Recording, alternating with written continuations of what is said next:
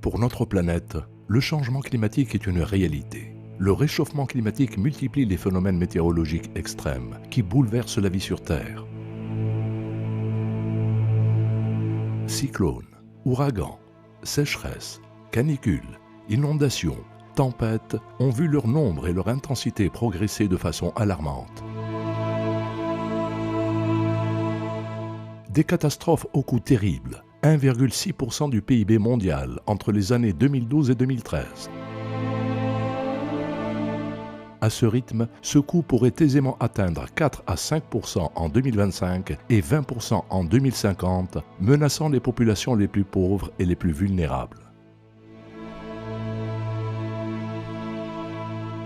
Au Maroc, le changement climatique est déjà un fait. Réchauffement moyen estimé à 1 degré Celsius, baisse significative des précipitations de 26% dans certaines régions, accélération des phénomènes extrêmes, sécheresse et inondations, hausse des vagues de chaleur constituent les principaux phénomènes recensés durant les dernières décennies. Les projections à long terme prévoient une situation plus préoccupante encore, avec des hausses de température et des baisses de précipitations plus importantes. L'eau, véritable moteur du développement économique, se raréfie davantage sous l'effet du changement climatique. Les projections annoncent déjà que le Maroc sera en pénurie entre les horizons 2020 et 2050. Certaines zones sensibles, comme les oasis, seront particulièrement affectées. Il en résulterait une surexploitation des nappes, une baisse de leur niveau et une chute des débits des sources, voire même leur tarissement. Si ces projections sont confirmées, on s'acheminera vers une disparition à plus ou moins long terme d'un des patrimoines les plus importants du Maroc, avec de lourdes conséquences sociales, économiques et environnementales.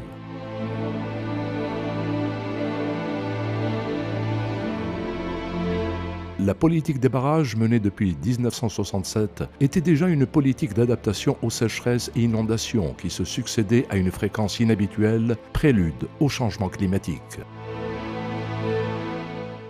Une nouvelle stratégie a été mise en place pour la poursuite de la mobilisation de nouvelles ressources, une meilleure gestion de la demande et la protection des ressources en eau et des sites sensibles, bassins versants, oasis, lacs naturels, nappes.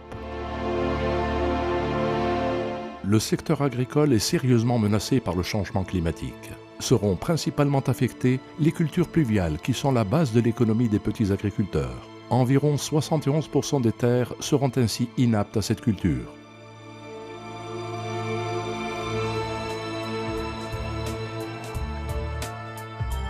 Le plan Maroc Vert, adopté en 2008, inclut une série de programmes et de mesures qui prennent en considération ces défis, dont notamment le programme de reconversion de l'irrigation, la reconversion de la production céréalière en arboriculture fruitière et en olivier, et l'orientation vers la pratique du semi-direct.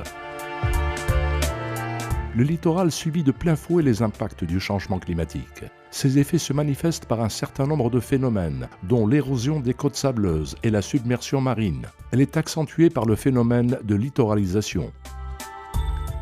L'adoption d'une nouvelle loi sur le littoral et la mise en place d'instances nationales et territoriales sont un début de réponse à ces défis.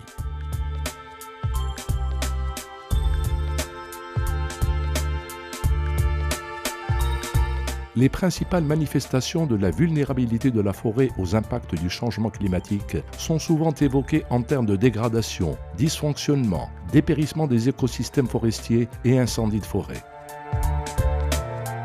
Le secteur forestier est l'objet d'une stratégie nationale qui se base sur une approche territoriale et participative pour la lutte contre la désertification, la conservation et le développement des ressources forestières, la protection de la biodiversité, l'aménagement des bassins versants contre l'érosion hydrique et le développement humain dans les espaces forestiers et périforestiers.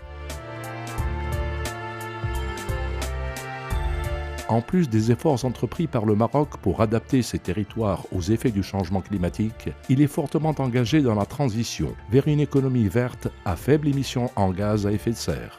Ces émissions sont estimées à 3,10 tonnes équivalent CO2 par habitant en 2012. À titre de comparaison, les émissions du Canada sont de 24,6 tonnes équivalent CO2 par habitant, soit 8 fois celles du Maroc pour une population équivalente.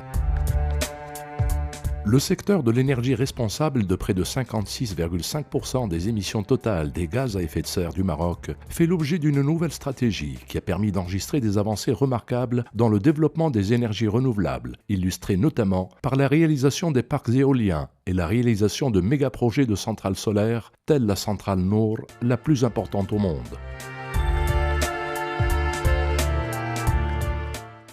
Le Royaume du Maroc est devenu l'un des acteurs majeurs de la transition énergétique dans le monde et plus particulièrement sur le continent africain.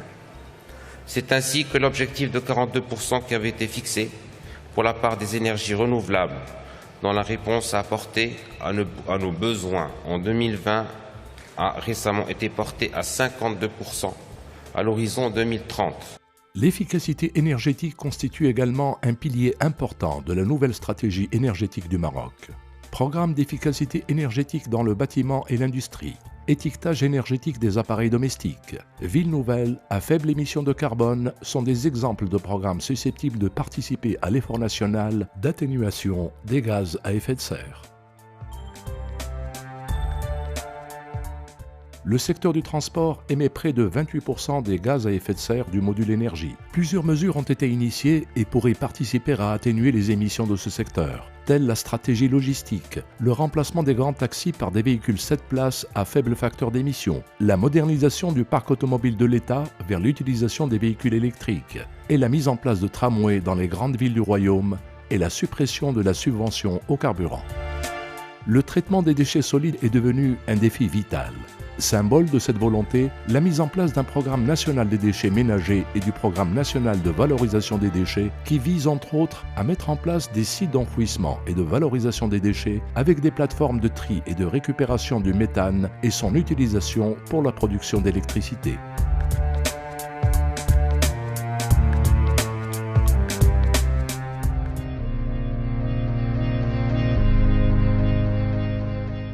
Sur le plan international, le Maroc est fortement engagé dans la mise en œuvre de la Convention cadre des Nations Unies sur le changement climatique, à travers la soumission de l'INDC Maroc au mois de juin 2015 et l'élaboration des communications nationales, dont la troisième vient d'être achevée avec l'appui du Programme des Nations Unies pour le développement. Cette communication a été élaborée dans le cadre d'un large processus de concertation et de renforcement des capacités impliquant tous les acteurs concernés, aussi bien au niveau central que local. Et en organisant la 7e conférence des parties en 2001 à Marrakech, le Maroc participe activement au processus de négociation internationale lancé depuis la conférence de Rio en 1992 pour trouver un compromis permettant de limiter les émissions des gaz à effet de serre.